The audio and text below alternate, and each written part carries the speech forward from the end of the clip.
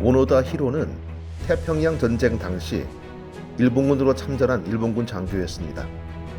그는 루방섬이라는 필리핀의 작은 섬에 투입돼 그곳을 사수하라는 명령을 받습니다.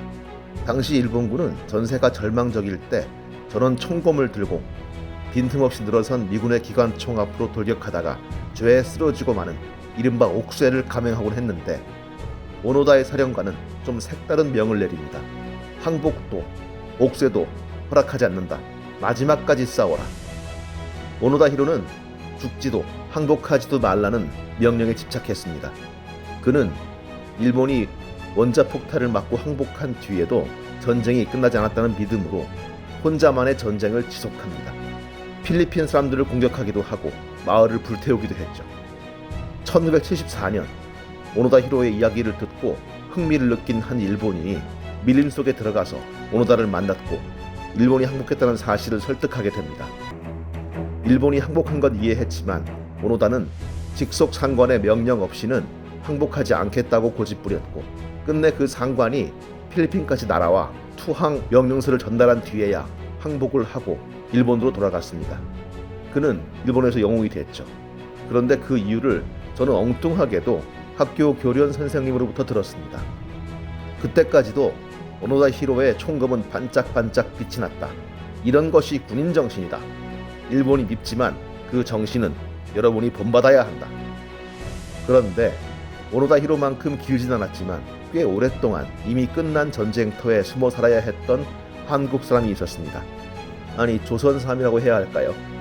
1955년 7월 5일 오후 6시 20분 말쑥한 양복에 파나마 모자를 쓰고 진보다리를 두 손에 바리바리 든 여행객 하나가 부산항에 내렸습니다. 기자가 지금 누가 가장 보고 싶으냐고 묻자 그는 더듬더듬 일본어로 대답했습니다. 아내와 아들 고형이가 보고 싶습니다. 그러나 그는 일본인이 아니었습니다. 1942년 징용에 끌려갔다가 엄청나게 많은 돈을 벌 수 있다는 감언이설에 속아 남양군도 파견 노동자로 지원했던 한국인 조병기였습니다. 그가 도착한 곳은 요즘 관광지로 유명한 팔라우 군도 중의 하나인 펠레리우 섬이었습니다. 참으로 안 된 일은 미군이 그 섬을 총공격하기 불과 몇 달 전이었다는 사실이었습니다. 미군이 상륙하자 태평양 전쟁에서 늘 벌어지던 풍경이 펼쳐졌습니다.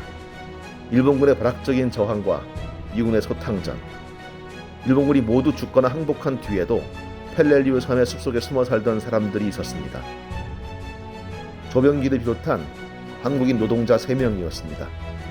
미군들은 코와 귀를 자르고 혓바닥을 빼낸다는 일본군의 악선전을 그대로 믿었던 그들은 숲속에 들어가 숨어 살았습니다.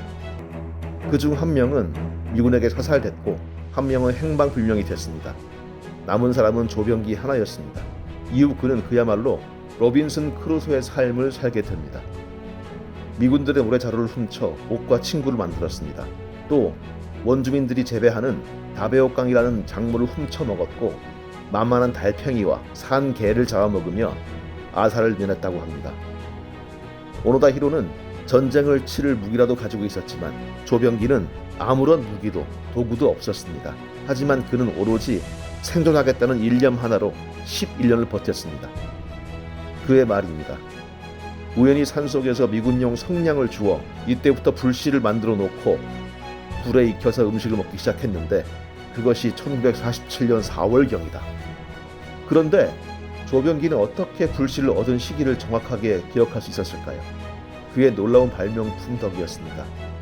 세월이 흐르는 것을 계산하기 위해 주워다 놓은 병 3개에 나뭇가지를 가늘게 쪼개 날수를 세도록 병에다 매일 하나씩 더하고, 다시 그 병에 30개가 모이면 달수를 세는 병에다 하나를 더 놓고 다시 그 병에 나무 조각 하나를 더 넣는 방법을 써서 개인 달력을 만들었다. 인간이 살아가는데 꼭 필요한 소금의 경우 바닷물을 떠와서 달팽이 곰국을 끓여 간을 맞췄다니 실로 눈물겨운 생존과 귀향을 향한 의지였습니다. 오노다 히로소비는 29년 동안 필리핀인 30명을 죽였고 100여 명에게 부상을 입혔습니다. 원주민 가옥 전체를 부술하기도 했고 사람을 토막내 죽이는 등 온갖 만행을 저질렀던 그는 소총과 탄환을 29년 동안이나 보관하면서 상시 사용 가능하게 손질을 해두고 있었습니다. 반면 일본인들에게 끌려갔던 또는 더 많은 돈을 벌게 해주겠다는 꿰매에 빠져 최전방 섬에 처박혔던 노동자 조병기가 10년이 넘도록 목숨을 걸고 간직했던 것은 불씨였습니다. 달팽이 같은 것들을 날로 잡아먹으면서 배탈이 나자 음식을 익혀 먹어야 한다는 사실을 깨닫고 그는 처음 불씨를 얻은 이래 11년 동안 그 불씨를 꺼뜨리지 않았다고 합니다. 저는 총칼에 기름칠하며 사람을 죽이고 약탈을 서슴지 않았으며 전쟁에 집착했던 오노다보다는 최악의 상황에서도 소중한 불씨를 단 한 번도 꺼뜨리지 않고 지켜냈던 조병기의 집념에 더 눈길이 갑니다. 돌아왔을 때 부인은 이미 개가해버렸고 아들 하나만 그 곁에 남았으며 사정을 딱하게 여긴 한 교장 선생님이 서울 자신의 학교 소사로 취직을 아선했다는 소식을 끝으로 그가 어떤 삶을 살았는지는 알려져 있지 않습니다. 하지만 당시 신문 기사에는 그가 결코 불행에 지진 않았을 것임을, 행복하게 살았을 것임을 넉넉히 짐작케 하는 다짐이 실려 있습니다. 아무도 내 처지를 돌보지 않았던 것을 원망하지 않겠다. 남양 군도에서 살아온 고생만큼 견딜 수 있다면 남다른 삶을 살 수 있을 것이다. 이에 기자 한 명이 이렇게 농담을 합니다. 유명해졌으니까 국회의원 한번 출마하시오. 그러자 조병기는 이렇게 받아칩니다. 나라고 못할 거 있겠소?